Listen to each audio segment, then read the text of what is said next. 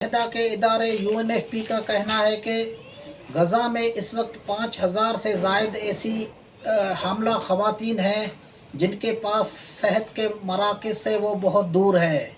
या तो वो बॉर्डर के करीब जाके रह रही हैं या तो खेमों के अंदर है, यानी कि उनके पास कोई भी हेल्थ की फैसिलिटी की एक्सेस नहीं है। यूनाइटेड नेशन के जनरल सेक्रेटरी ने कल जो है वो गज़ा बॉर्डर पर जो रफ़े क्रॉसिंग है वहाँ का दौरा किया और वहाँ की जो सूरत हाल है उसका जायज़ा भी लिया। वहाँ पर जो प्रेस कॉन्फ्रेंस करते हुए मीडिया के इदारों से बात करते हुए उन्होंने कहा कि 21-22 लाख लोगों के लिए जो 20 ट्रक है ज़रूरी अशिया की वो नाकाफ़ी है। वो समझो इतनी है कि एक जो समंदर हो और उसके लिए एक कतरा पानी, उनकी मिसाल देते हुए उसने ये कहा।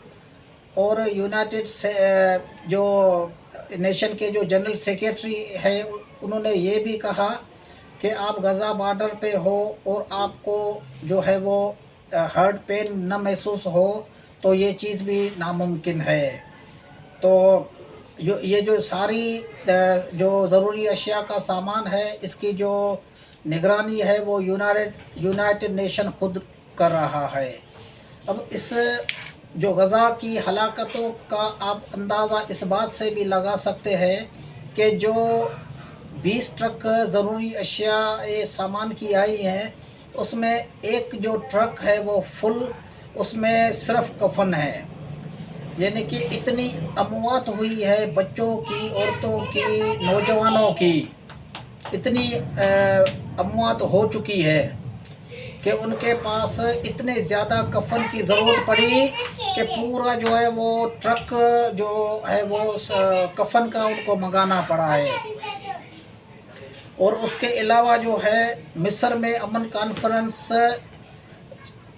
चालू है, अमन कॉन्फ्रेंस हो रही है जिसमें अरब ममालिक के अलावा मगरबी ममालिक के नुमाइंदे भी शामिल है।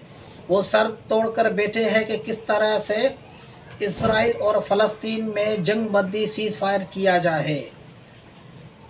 कोशिशें हो रही है किसी भी तरीके से सीज़ फायर हो जाए। और उसके अलावा दोस्तों इसराइली फ़ौज के जो ताज़ा तर्जुमान, इसराइली फ़ौज के तर्जुमान का जो ताज़ा बयान आया है जिसमें उन्होंने एक बहुत ही ख़तरनाक बात कही है। ये जो रॉयटर्स और CNN से CNBC ये चैनल हैं इंटरनेशनल अमेरिका के, इससे बात करते हुए उन्होंने कहा है कि हम जंग इसराइल पर और हमास के ऊपर, गज़ा के ऊपर जो बमबारी है उनको मज़ीद तेज़ करने जा रहे हैं। यानी कि ग्राउंड ऑपरेशन के अलावा जो एयर स्ट्राइक है उसको भी उन्होंने थोड़ा वक्ती तौर पर स्लो किया है। लेकिन आज का जो उन्होंने जो अभी जो मैं रिकॉर्डिंग कर रहा हूँ उसके हिसाब से ताज़ा तरीन ये जो मैं जो है वो CNBC देख रहा था तो उसमें ये बता रहा था, वो इंटरव्यू दे रहा था कि हम जो है वो we are going to rapidly and non stop air strike. यानी कि हम बमबारी करेंगे, एयर स्ट्राइक करेंगे गज़ा के ऊपर, वो आप जो पिछली वाली जो एयर स्ट्राइक है उसको भी आप भूल जाएंगे। तो जो ग्राउंड ऑपरेशन है, जो ज़मीनी ऑपरेशन है वो भी जो है वो उसकी भी तैयारी मुकम्मल है। 2 दिन पहले ही अमेरिका से जो जदीद आलात से लेस फौजी गाड़ियाँ, हथियार वो भी इज़राइल पहुंच चुका है। और यूरोपीय यूनियन की भी मुकम्मल सपोर्ट जो है वो इज़राइल के साथ है। यूरोप का हथियार, अमेरिका का असला, ये भी इज़राइली फ़ौज को डायरेक्ट उनकी सपोर्ट मिल रही है। इस वक्त तक के जो सूरत हाल है वो हमास को आधा तो वो हमास की ताकत को वो कुचल चुके हैं एयर स्ट्राइक के ज़रिए। बाकी जो हमास का जो नेटवर्क है वो तो उन्होंने तोड़ दिया है। अब जो बचे कुछ है हमास के जो जंगजू है वो तो सुरंगों के अंदर हैं।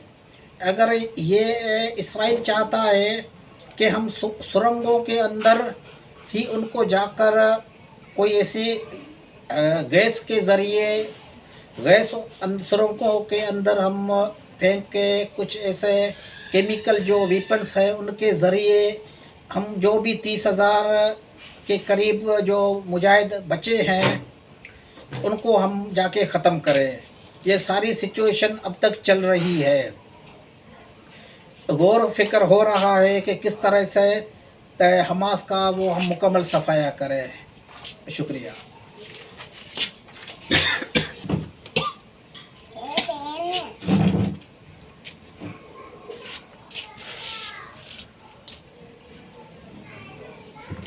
अमन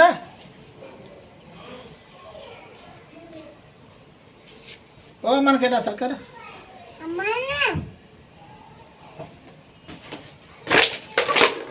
यार तो बाहर इससे भी चुत्तू छोरा